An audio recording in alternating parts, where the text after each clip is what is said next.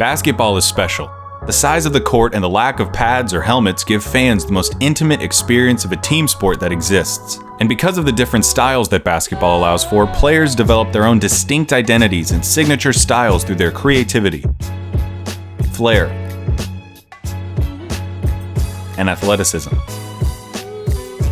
And although no player succeeds alone, the scoring volume and two-way nature of the sport give individual stars a nearly unprecedented amount of control over the flow and outcome of a game. For this reason, players are constantly compared to their peers and to the legends of the past in order to answer the most hotly contested question in the sport: who's the greatest to ever do it? For many, the question is redundant. They believe in only one right answer: their answer. Others might have their own personal stance, but acknowledge one or two alternatives. But I believe that there's much more nuance to the question of greatness and more answers to it than you might think. By my count, there are 8 players in NBA history that have a substantial claim as the GOAT. It's a subjective thing though. I can't give you a definitive answer. All I can do is make the argument. So today, I'll be making the case for Michael Jordan as the greatest basketball player of all time.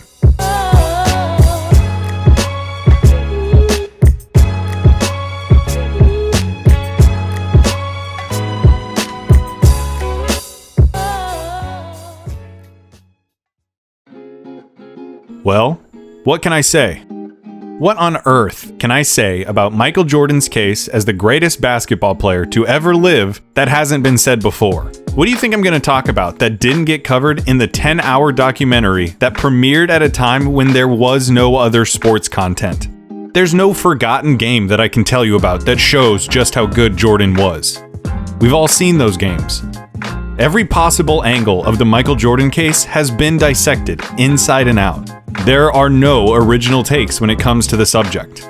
Michael Jordan is a ubiquitous figure in large part because he was and is a brand. And what do American advertisers love more than a good brand? The good people at McDonald's, Nike, Gatorade, and the NBA itself succeeded in making sure that damn near everyone in the world knew that Michael Jordan played in the NBA and that he was a winner. I mean, honestly, when you see the number 23 anywhere, don't you immediately think of Michael Jordan? I mean, even if you're a LeBron fan, you have to admit that that is Michael Jordan's number.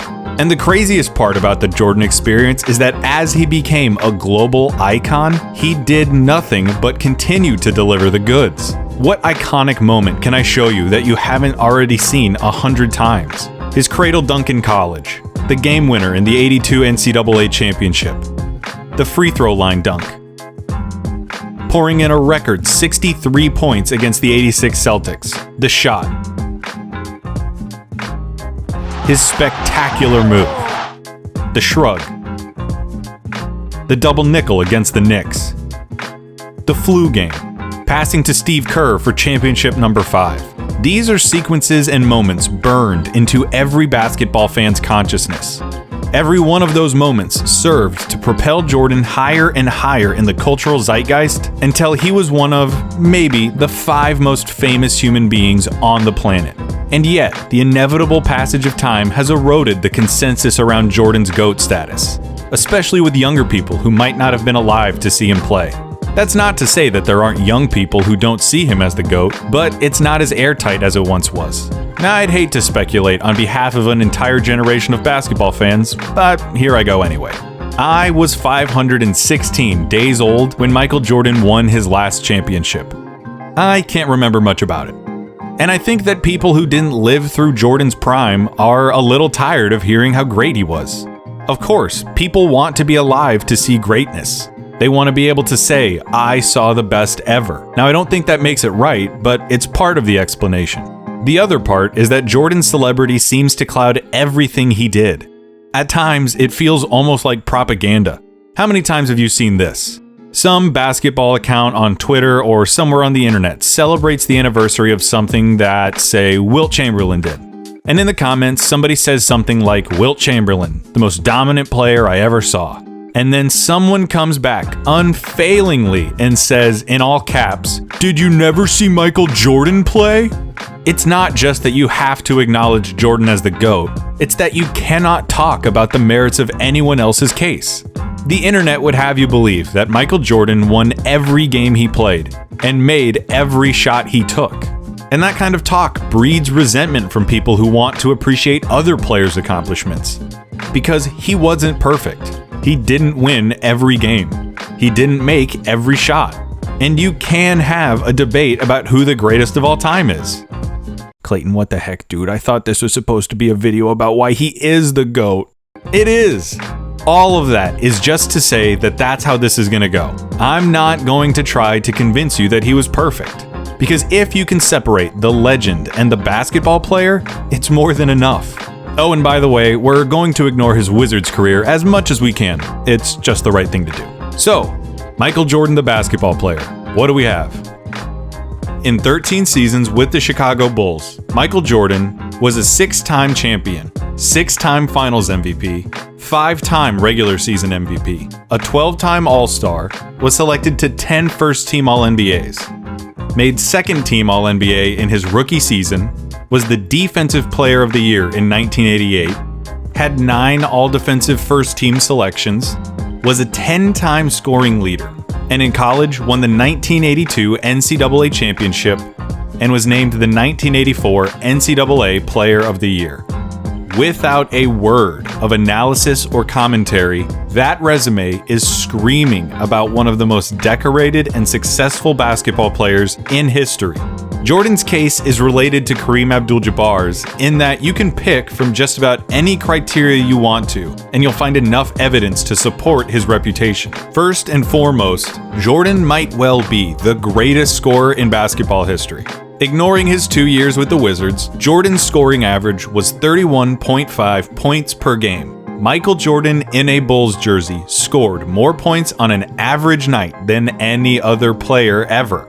Including his Wizards tenure, he averaged 30.12 points per game, still the highest of any player ever, beating out Wilt Chamberlain by a few decimal places. The style of Jordan's play was only matched by the substance of his game. Every ounce of athleticism that brought comparisons to Dr. J was matched by footwork that could only be seen in players like Hakeem Olajuwon. His acrobatic layups are underscored by his unerring technique and diligence that make him a case study in fundamentals. At his peak, he tortured guards in the post, eluded big men with his electric first step, developed into the best mid-range scorer of all time, and ran Phil Jackson's triangle for all it was worth. He had nearly every offensive facet of the game in his toolbox, and he pulled out that toolbox every night. He has the highest usage rate of all time, scoring in volume on a nightly basis. But he also pushes advanced metrics and efficiency stats to their breaking points. He has the highest player efficiency ranking ever, the highest offensive box plus minus ever, the 5th most win shares, the most win shares per 48 minutes, an outstanding true shooting percentage, and so on. It is unfathomable to me that Jordan combined such unprecedented volume with such pristine efficiency. His opponents were allowed little reprieve on the other end of the floor, as Jordan quickly developed into one of the league's premier defenders. In 1988, Jordan led the league in scoring with 35 points a game, won the MVP, and was named Defensive Player of the Year after leading the league in steals. Jordan defended opponents like a shark smelling blood. He forced bad passes, contested shots, leapt passing lanes, all while talking enough trash to sell a pay-per-view fight. There might not have ever been a more nightmarish matchup on both ends of the floor. He could go into games, tell his own team to stay out of the way, dunk on his defender, and then put that guy in a straitjacket the second he crossed half court. And yet, despite the ungodly amount of energy that he must have expended every night, Jordan was one of the most durable and consistent players of his generation. Aside from his injury-shortened 86 season and his mid-season comeback in 95, Jordan never missed more than 4 games in a single season. In 8 of his Chicago seasons, he played all 82 games. The objective of a basketball game is to score more points than your opponent, right? So you'd love a player who can score a buttload of points. You'd also love a player who keeps the other team from scoring points. When you put those two things together, the best scorer ever and one of the most tenacious defenders in history, you get Michael Jordan, whose peak reaches into uncharted airspace. Michael Jordan, at his best, was better than everyone. Plain and simple. He would score, defend, and play in such a way that made winning second nature. No one else has ever tasted the air at the top of peak Jordan. Once he got to the top of that mountain, he was looking down at everyone else. But what about before then? I hear the skeptics among you ask. And that's a fair point. He wasn't always that guy. Before the Bulls broke through in '91, Jordan suffered defeat in the playoffs to the Milwaukee Bucks, the Boston Celtics, and most memorably, the Detroit Pistons. And I've seen this misconception that those losses all took place while Jordan was still basically on his own without Phil Jackson and Scottie Pippen. And that's obviously not correct. All 4 of the Piston losses took place while Scottie was on the team. And in 1990, Phil Jackson was the coach, and the Bulls won 55 games, just 4 fewer than the Pistons. You can blame it on whatever. Injuries, the Pistons' patented Jordan rules, and even Jordan himself. It's a fair point of criticism to point out that Michael Jordan's Bulls lost in the playoffs early in his career. However, you can't stop the conversation there. Yeah, the Bulls got swept by the '86 Celtics, but come on. That team is pretty universally regarded as Bird's best team, and one of the best teams of all time after they went on to win the title. The fact that Jordan hung 63 on them, a record that still stands, is outstanding. The '87 Celtics also made the finals. So did the '88 Pistons, and the '89 Pistons, and the 1990 Pistons. Of Jordan's 6 pre-title playoff losses, 5 of them made the NBA Finals, and 3 of them ended up winning the whole thing. They're losses nonetheless. But it wasn't like he was being beat by the Washington Generals. He was losing and sharpening his teeth against the best, for whatever it's worth. And it's worth something. Speaking of Phil and Scottie, another point of contention with Jordan's claim to the throne is the fact that he played for the most decorated coach in basketball and with the best sidekick in sports, along with a team that did their jobs to a T and bought into the team. As for Scottie, there are some people out there who would have you believe that Scottie Pippen was nothing more than a glorified role player. They'll say he didn't have the game to carry a team to a title, and he didn't have the aptitude to spend too much time in the spotlight. They'd have you believe that Scottie Pippen was nothing without Michael Jordan. And that's ridiculous. You can disagree with me, but for my money, Scottie Pippen is the best perimeter defender imaginable. He combined size with uncanny court vision a la Bird and LeBron, knew exactly when to pick his spots and when to defer, and brought a component of selflessness and fraternity to the Bulls that might not have existed otherwise. He was approachable and likable, the counterbalance to Jordan's unyielding intensity. Most importantly, Scottie accepted and flourished in his role. The amount of credit that he deserves and does not get is unfortunate. Same with other players like Horace Grant and Tony Kukoc. Michael Jordan didn't win those championships alone, and those guys all deserve more recognition. When it comes to Phil Jackson, it's been fascinating to revisit Jordan's approach to the game and see how it changed under Jackson. Guys like Mike, Kobe, and Wilt all approached basketball in a similar way, in that they felt that the best chance their team had to win was for them to have the ball in their hands as much as possible. These days, we'd call what they did iso ball or hero ball. Isolate against the defender, tell everyone to get out of the way, and beat your man one-on-one. Watching Mike's early years, it sticks out, painfully at times. Shooting over triple teams, refusing to give the ball up, even if a teammate had an open look.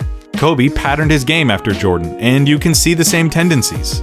Wilt was, of course, a prolific scorer and record setter in his own right, and did so in a manner that gained him the reputation of being selfish. But with Jackson's philosophical influences, the triangle offense, and a stellar supporting cast, Jordan learned to dial those tendencies back and perfect his game, resulting in one of the most dominant stretches any athlete has ever had in their sport. Of course, he still had the stuff to go and win his one-on-one battles, but he walked the line as well as anyone ever has. Kobe did the same thing. He won 3 championships with Shaq at the beginning of the decade of the aughts, and finished the decade with back-to-back championships. Now, who was Kobe's coach during those championship years? Who was it that helped him tailor his game to a more team-friendly approach, so as to unlock the group's championship potential? Oh yeah, it was Phil Jackson. Phil Jackson should, and does, get praise for managing some of the most eclectic locker rooms in basketball, satiating some of the most headstrong egos in the world, and providing an environment where the most talked about team with the most popular athlete could do their jobs. The Bulls' success might not have been what it was without Scottie Pippen. It might not have happened without Phil Jackson, and Horace Grant, and Tony Kukoc, and Steve Kerr, and Bill Cartwright, and all of those guys. Basketball is a team game after all. But it's our fault that they might not get talked about as much as they should. We are the people who talk about these kinds of things and create the dialogue that takes place about them. That doesn't somehow discredit what Jordan did for those teams or nullify what he contributed. Yeah, Scottie was a perfect sidekick. Yes, Phil Jackson was a masterful coach. Those things can still be true, and Michael Jordan can still be the greatest of all time. Scottie accepted his role on the team. He accepted that he was going to be the second guy. Jordan still had to go out there and do his job as the guy. He still had to set the tone of every practice and every game. He had to put the ball in the hole, share responsibilities guarding the other team's best player, take over when games started slipping out of hand, and, at the end of the game, take the last shot. It doesn't work unless Mike does what everyone expects him to, which is to be the best player in the world. As for Phil, yes, it is true that he tempered Michael's worst impulses.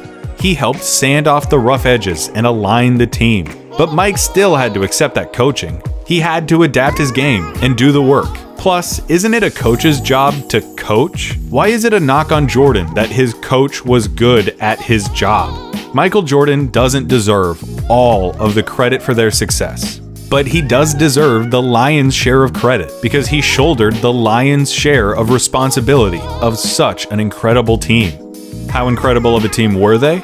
Well, the 1996 Chicago Bulls finished the regular season 72-10. That's more wins than anyone had ever won, and a record that most people thought would never be broken. And not only were they such a prolific regular season team, but they capped off that season with a championship to deliver the most successful season that any NBA team has ever had. Which brings us to another common Jordan barb. The fact that the NBA was, at the time, looking to capitalize on its enormous popularity and expand into more media markets.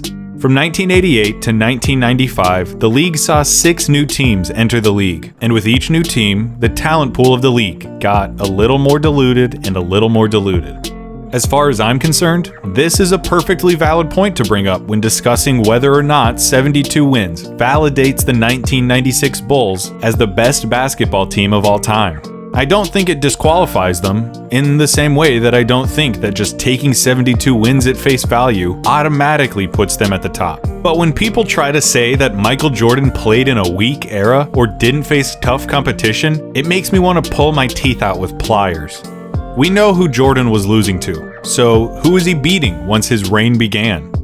John Starks, Charles Oakley, and Patrick Ewing on the New York Knicks, the Bad Boy Pistons, Magic Johnson, Clyde Drexler, Dominique Wilkins, Charles Barkley, Alonzo Mourning, Larry Johnson, Tim Hardaway, Shaquille O'Neal, Penny Hardaway, Gary Payton, Shawn Kemp, Chris Webber, John Stockton, Karl Malone, and Reggie Miller. Basically every relevant basketball player from the 1990s beside David Robinson and Hakeem Olajuwon.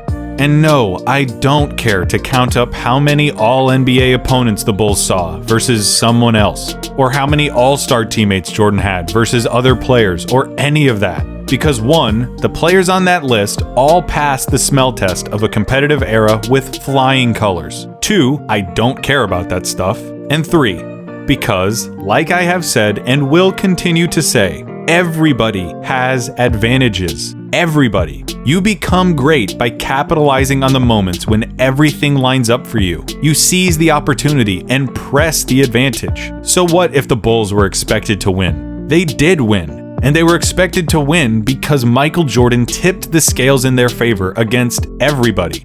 And as a final objection, people who are looking to dethrone Jordan will tell you that he was an asshole to his teammates, that he alienated those who he didn't deem worthy or tough enough to play alongside him, and he refused to respect or trust them. And that is a fact. He was an asshole. He punched multiple teammates in the face, belittled his peers for mishandling passes, and spoke to his teammates in a way that would not fly in 2020. It's a fact that feels especially stark when you take into account the impact that more reserved and compassionate leaders like Tim Duncan and Bill Russell had on their teams. It is possible to win in the NBA without being a jerk. but it's also possible to win while being a jerk.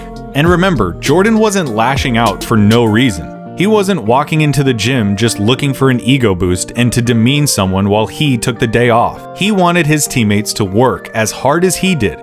He had to make them understand that the Bulls could not be playing games because they wanted to win. They had to play as if they needed to win, because psychologically, Jordan did. Take Tim Duncan and compare him to Michael Jordan. You never hear about Tim Duncan really tearing into some dude in front of the whole team at practice. You never hear about Mike not taking the opportunity to chew out a teammate that could have done something better. They are polar opposites when it comes to how they led, but they were both leaders, and both of their styles worked.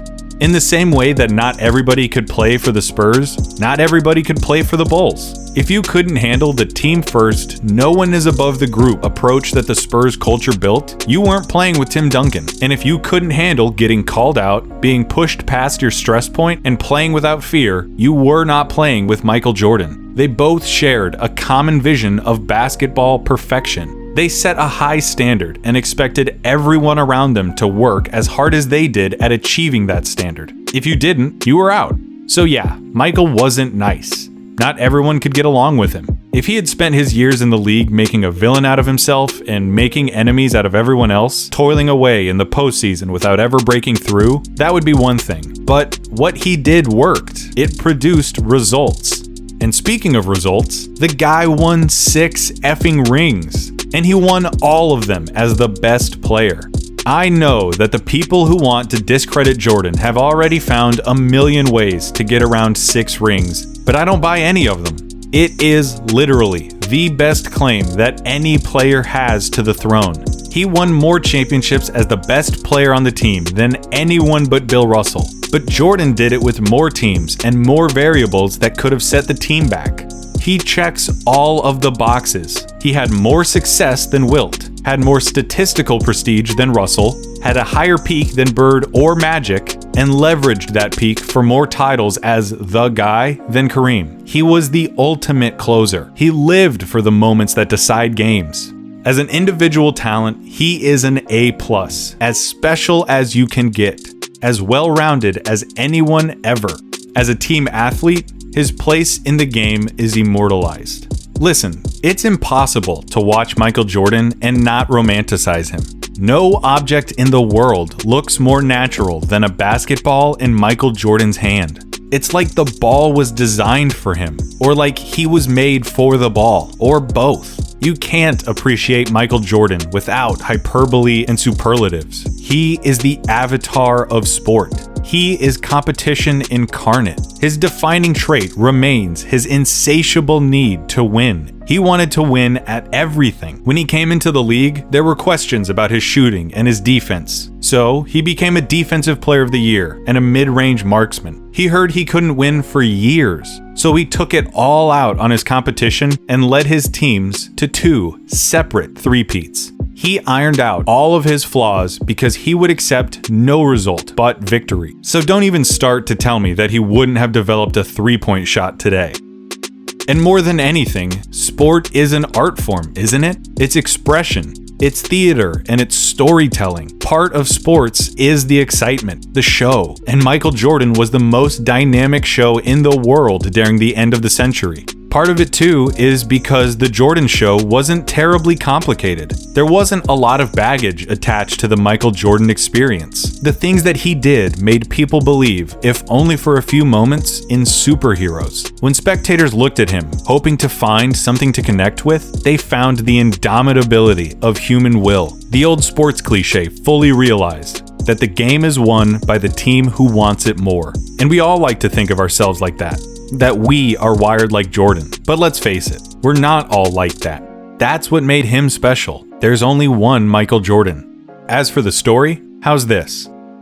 There's a guy who is knocking on the door of the Pantheon. He has been for a while now. He captures the imagination of everyone who has ever seen him play. He might well be the most talented player to ever lace up a pair of shoes, but he just can't seem to break through. He loses in the playoffs against the same team over and over and over. Every year, he gets a little bit closer and a little bit closer until finally he breaks through. His talent is justified with 1, 2, 3 championships, all in a row. It hadn't been done in 30 years. Now there's talk about how this guy might not just be the best talent, he might be the best ever. And as he's climbed the mountain, he has become the most famous athlete in the world. And then he retires, only to come back a year and a half later. In his first full year back from retirement, they win the title. He is back. And then they do it again. By now, he is practically lapping every other player historically. Every image of Michael Jordan in recent memory is of his team holding the trophy. By 1998, he had won 5 championships in 7 years, 3 in a row, and then back to back. And now it was the end, the last year of everyone's contracts. The team's blowing it up. This is their last ride, the last dance. They're running on fumes, but they climb all the way back up the mountain to the top. They're back in the finals. The target on their backs has never been bigger. The pressure has never been heavier. In Game 6, on the road, looking to wrap up an unprecedented second three-peat in a game with more people watching than in any other game, it goes down to the wire. The Utah Jazz won't go away. Unfortunately for them, they're playing against Michael Jordan, who saved his best for last. Here is Michael Jordan's final shot as a Chicago Bull.